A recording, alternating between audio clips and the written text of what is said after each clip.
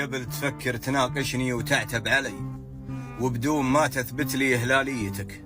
إعلامك اللي ضيعك وتلد لي معمي عيونك والسبب طاقيتك.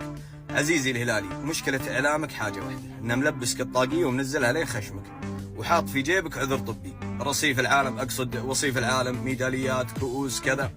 كل ما جاي يناقشك النصراوي ولا يبي يدخل معك في حوار طلعت العذر الطبي بدون ما تشوفه. طيب ارفع الطاقية واسكب عقلك وناقشني. مو عيب انك تلبس طاقية، حتى انا البس طاقية، الامور طيبة، بس البسها لين هنا يعني.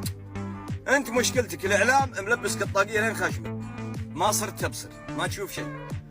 اي شيء طلع العذر الطبي. اذكر الله يا ابن الحلال، ناقشنا بأدب، طقطق علي وطقطق عليك والدنيا ساعة. بالنسبة لهدف رونالدو اللي جاء فوق كذا، والله انه هدف ممتع، واشهد بالله يا سالم انه قلده تقليد لطيف وعلى قدكم، يعني من قريب شوي، حاجة لطيفة ترى. بس المعلم يبقى معلم والطالب يبقى طالب، حتى لو الطالب تفوق على المعلم في يوم من الايام، صدقني المعلم معلم والطالب طالب مهما حصل.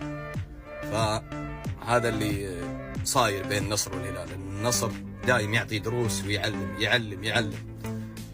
يكفينا لقب العالم، وحتى المباراة اللي بعد بكرة بتفوزون فيها، بنفوز فيها، بنفرح، بنطقطق بتطقطقون، ولكن لقب العالمي هذا اللي حصلنا عليه واللي جايين انتم تلزقون فيه، احنا العالمي. يا ولد ازك بعقلك، الطاقية ارفعها، دور لك لقب فيك لايق فيك.